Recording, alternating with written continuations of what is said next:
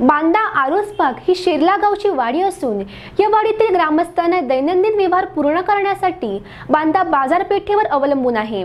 बांद्यात येताना तेरेखोल नदी पार करावी लागते आणि ही नदी पार करण्यासाठी जीवघेणा होडी प्रवास करावा लागतो। जिल्ह्यात गेले 2 दिवस मुसळधार पडणाऱ्या पावसामुळे तेरेखोल नदीला पूर आला आहे। यामुळे बांदा आरोसबाग व बांदा शेर्ला हा होडी प्रवास बंद आहे। याचा फटका शेकडो विद्यार्थ्यांना बसला आहे।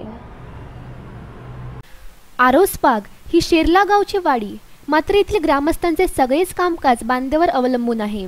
शेती, बागायती, शिक्षण व आरोग्य यासाठी त्यांना नदी ओलांडून होडीचा जीवघेणा प्रवास आजही करावा लागत आहे।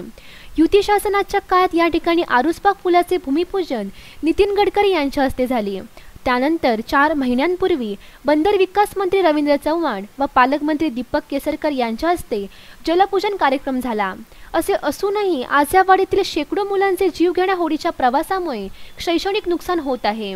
या वाडीतील शेकडो मुले गेले 3 दिवस नदीला पाणी असल्यामुळे व होडीचा प्रवास धोकादायक असल्यामुळे शाळेतच गेले नाहीत।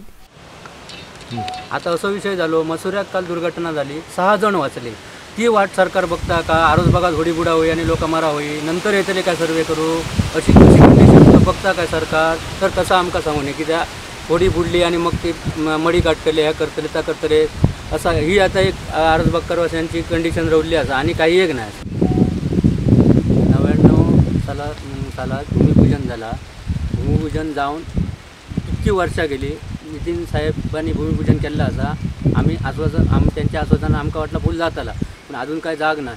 5 फेब्रुवारी कार्यारंभ केल्याने, इतको मोठो कार्यारंभ केल्याने की त्या लोकांका इतकी खुश झाली माहिती आम्हा, म्हणजे आता ह्या झालात पूल, लोकांनी आनंदोत्सव गावात केलो। आणि आता अशी कंडिशन असा, ह्या इतक्या जाऊन सुद्धा काय ना, त्यांच्यानी दुर्लक्ष केलं। केंद्रात सस्ता भाजपचे आसन तरी पूल आमचा करणार नाही, गाव आमचं भाजप तो आसन सुद्धा आमच्याकडे दुर्लक्ष करतात। आता अशी कंडिशन झाली, आज 4 दिवस झाले पोरगी शाळेत जाऊन नाही असत आणि अक्षरशः काय ना, मी होडी चालवणारं सुद्धा कोण होडीवर बसा बघणार नाही आणि होडी बंद असा।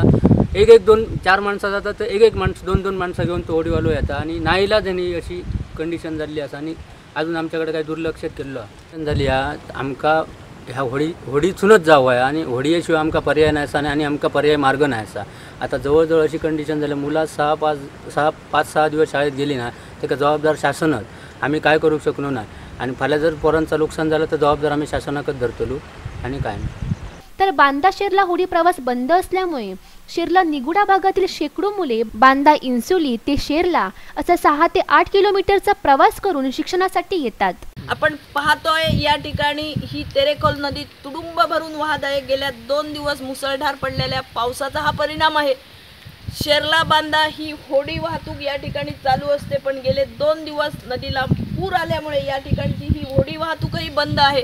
या होडीवर अवलंबून असलेले कास, शेर्ला, निगुडा, पाडलोस आदी भागातले विद्यार्थी आणि ग्रामस्थ यांना मात्र 6 किलोमीटरचा फेरा पडून ते इंसुली मार्गे आज जात आहेत। या ठिकाणी फूडब्रिजची गेली कित्येक वर्षे सातत्याने मागणी होते, पण शासनाच्या दरबारी अजून त्याची दखल घेतलेली नाही। ही दुर्दैवाची गोष्ट आहे।